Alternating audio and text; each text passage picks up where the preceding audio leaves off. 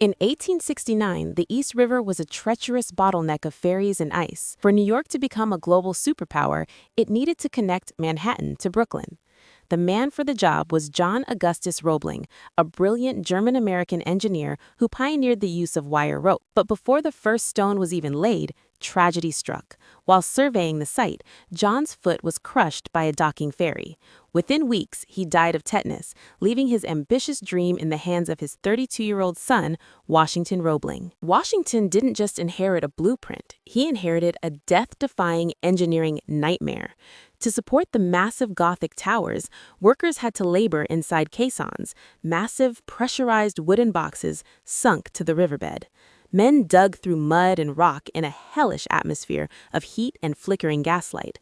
Washington spent more time in the pits than anyone, but the pressure was deadly. He soon developed caisson disease, now known as the bends. Left partially paralyzed, blind in one eye, and unable to visit the site, the project seemed doomed once again. This is where the story takes a legendary turn.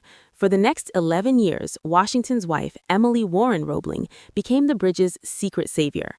She learned higher mathematics and civil engineering from her husband, acting as his eyes and ears. She managed the day-to-day operations, negotiated with contractors, and spoke with the board of trustees. To the public, she was a messenger. In reality, she was the project's surrogate chief engineer. The bridge was a series of firsts. It was the first suspension bridge to use steel cables rather than iron, a gamble that would later become the standard for the modern world.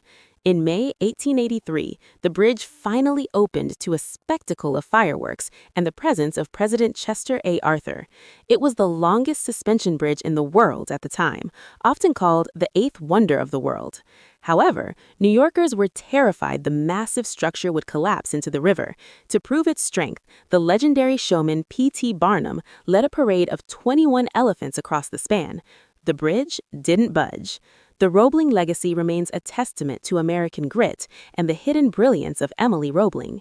Today, it stands not just as a transit route, but as a monument to a family that sacrificed their health and lives to build the skyline we know today.